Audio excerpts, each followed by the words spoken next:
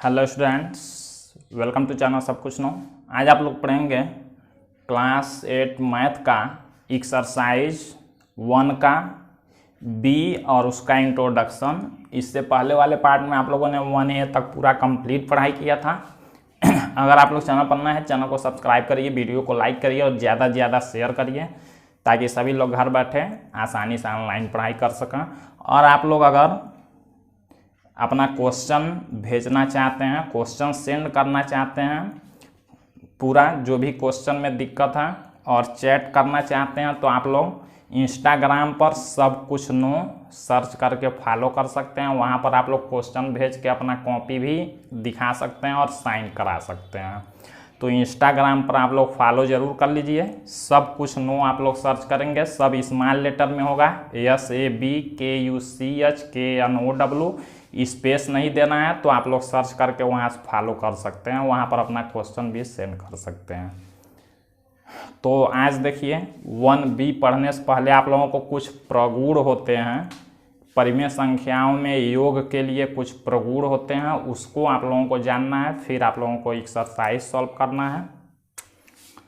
तो देखते हैं।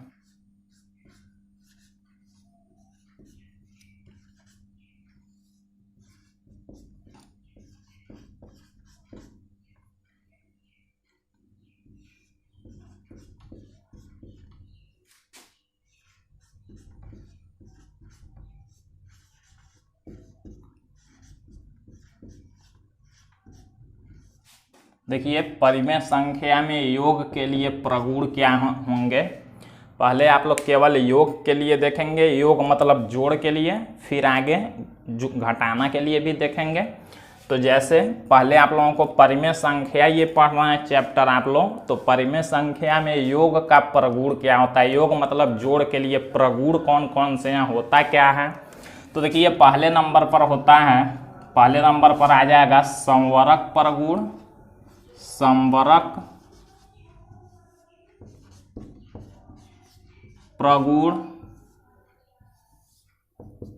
देखिए संवरक प्रगुण कहते किसको हैं, ये परिमेय संख्या के लिए आप लोग देख रहे हैं, योग के लिए।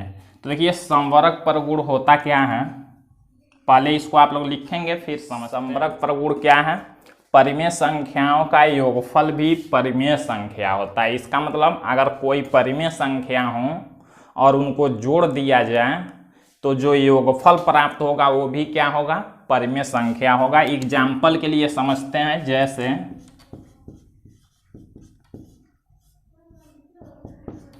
जैसे मान लीजिए कोई भी हम लोग दो एग्जाम्पल लेते हैं।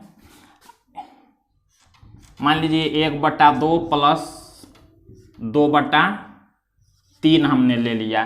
तो ये दोनों क्या है, परिमेय संख्या हैं, आप लोग जानते हैं।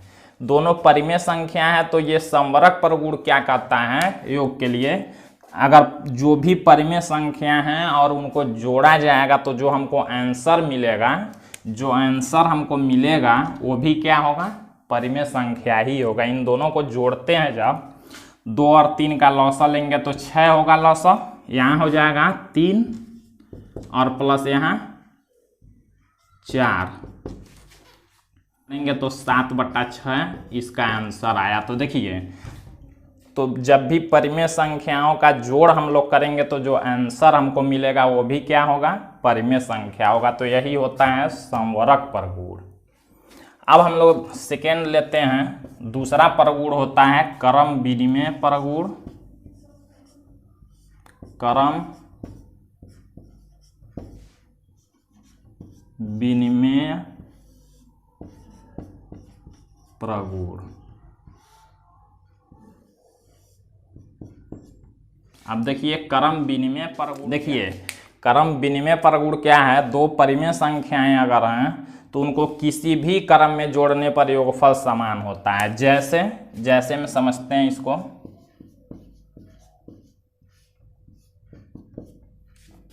जैसे मान लीजिए अगर हम लोग या तो 2/3 प्लस 4/3 या तो ऐसे जोड़ें, या तो ये देखिए पहले है ये बाद में, क्रम विनिमय का मतलब क्या होता है, उसका क्रम बदल दिया जाए। क्रम बदलने का मतलब 2/3 पहले है, 4/3 बाद में, या हम लोग 4/3 पहले लिख दें और 2/3 बाद में लिख दें, तब भी दोनों का आंसर क्या होगा, बराबर ही होगा। वही क्रम विनिमय परगुण। दो परिमेय संख्याओं को किसी भी क्रम में जोड़ने पर योगफल समान होता है। मतलब चाहे इसको और पहले इसको बाद में लिखा है, चाहे इसको पहले इसको बाद में लिखा है, आंसर हमेशा समान होगा। तो यही क्रम विनिमय परगुण है। अब हम लोग थर्ड देखते हैं, साहचर्य परगुण है। जैसे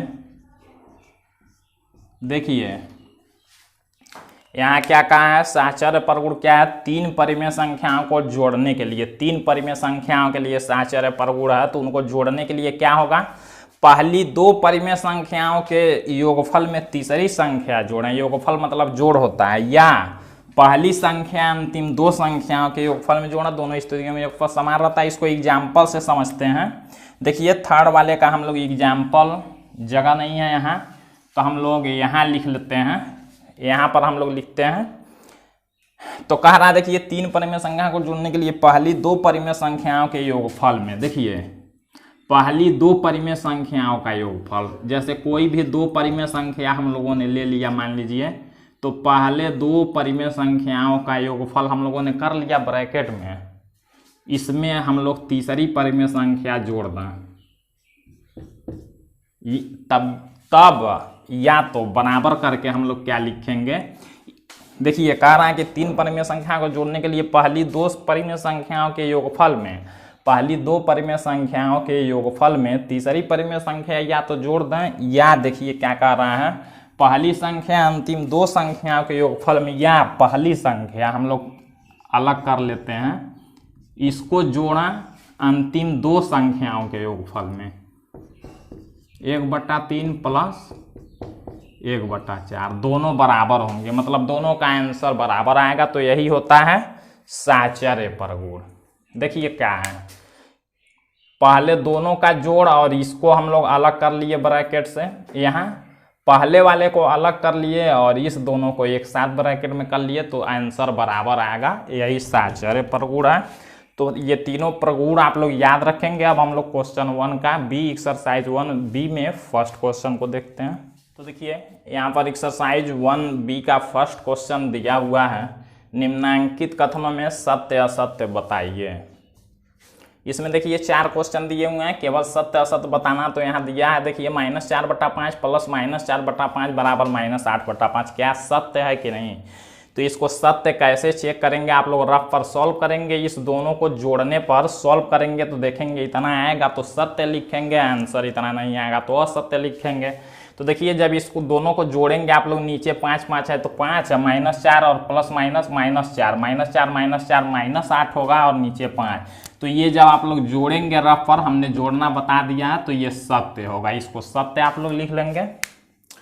अब यहाँ देखिए -6/7 प्लस 6 लिखा है, परिमेय संख्या नहीं है। अभी आप लोगों से हमने क्या बताया कि जब परिमेय संख्याओं को जोड़ते हैं तो परिमेय संख्या ही होता है। ये परिमेय संख्या का जोड़ है और यहाँ का ना परिमेय संख्या नहीं है, तो ये क्या हो गया, असत्य, क्योंकि ये परिमेय संख्या है जबकि यहाँ का रहा नहीं है, तो असत्य हो गया।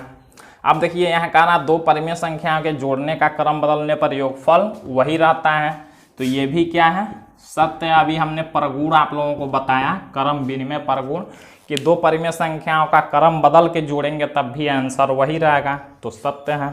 4 नंबर देखिए दिया, तीन परिमेय संख्याओं का योगफल परिमेय संख्या नहीं होता। अभी हमने बताया कि संवर्ग परगुण में जितने भी परिमेय संख्या होंगे इनको जोड़ेंगे तब भी योगफल परिमेय होगा, यहाँ कह रहा है परिमेय नहीं होगा, तो ये क्या हो गया, असत्य हो गया। तो देखिए इस तरह सॉल्व करना है। तो आप फर्स्ट क्वेश्चन कंप्लीट होगा, हम लोग सेकेंड क्वेश्चन देखते हैं। तो देखिए यहाँ पर सेकेंड क्वेश्चन दिया, निम्नांकित परिमेय संख्याओं को जोड़कर बताइए कि योगफल परिमेय संख्या है अथवा नहीं। इनको पहले जोड़ना है दोनों को और फिर बताना कि जो आंसर आया वो परिमेय होगा कि नहीं। तो हम लोग जोड़ते हैं इसको। हमने आप लोगों से बताया था ब्रैकेट हटाएंगे यहाँ पर कोई चिन्ह नहीं है, एक ही है तो माइनस लिख लेंगे 3/4 और दोनों को जोड़ना है और के जहाँ पर प्लस लगाएंगे और ये लिखेंगे 3। इसके नीचे हमने बताया था आप लोग एक लिख भी सकते हैं, सभी संख्याओं के नीचे एक होता है। 4 1 का लौसल लेंगे तो 4, क्योंकि हमने बताया था परिमेय संख्याओं का जोड़ घटाना होगा तो हमेशा लौसल एक सॉल्व करेंगे। 4 1 का लौसल 4, 4 से 4 में भाग करेंगे 1 आएगा, 1 का -3 में जब गुणा करेंगे तो -3 ही होगा। यहाँ प्लस 1 से 4 में भाग करेंगे तो 4 होगा, 4 का 3 में जब गुणा करेंगे तो 12। एक प्लस एक माइनस में तो घटाते हैं, चिन्ह बड़े वाले का लगता है, बड़ा 12 है तो इसका चिन्ह प्लस है तो प्लस ही रहेगा। 12 में से 3 जब घटाएंगे तो 9 होगा, 9/4 ये आंसर हो जाएगा। सेकेंड क्वेश्चन, अब देखिए आंसर में ये तो हमारा आंसर आया, लेकिन हमको देखिए क्या करना है, योगफल परिमेय संख्या है अथवा नहीं ये बताना। जो आंसर है परिमेय संख्या है कि नहीं, तो हम लोग लिखेंगे परिमेय संख्या, ये आंसर लिखेंगे क्योंकि परिमेय संख्या है और आप लोग जानते हैं परगुण से भी परिमेय संख्याओं का जोड़ परिमेय संख्या होगा। सेकेंड वाला देखते हैं, -1 ऐसे ब्रैकेट हटा के लिखेंगे और प्लस करके यहाँ पर देखिए माइनस में 2/3 है तो -1, इसके नीचे 1 लिख लेंगे, दो चिन्ह एक ही पास में है, प्लस माइनस का गुणा माइनस कर लेंगे 2/3। नीचे वाले संख्याओं का लौसल लेंगे 1 3 का तो 3 होगा, 1 से 3 में भाग करेंगे 3 बार में जाएगा, 3 का 1 में गुणा करेंगे तो 3 होगा और -3 से 3 में भाग करेंगे 1 बार में जाएगा, 1 का 2 में गुणा 2, -3 -2 जोड़ेंगे तो -5 और बटा में 3। ये आया आंसर हमारा। तो ये भी परिमेय संख्या है तो हम लोग लिखेंगे परिमेय संख्या, ये आंसर हो जाएगा। तो देखिए इस तरह से आप लोगों को सॉल्व करना है। अब आप लोग थर्ड क्वेश्चन अगले पार्ट में देखेंगे। तो आज के लिए बस इतना ही।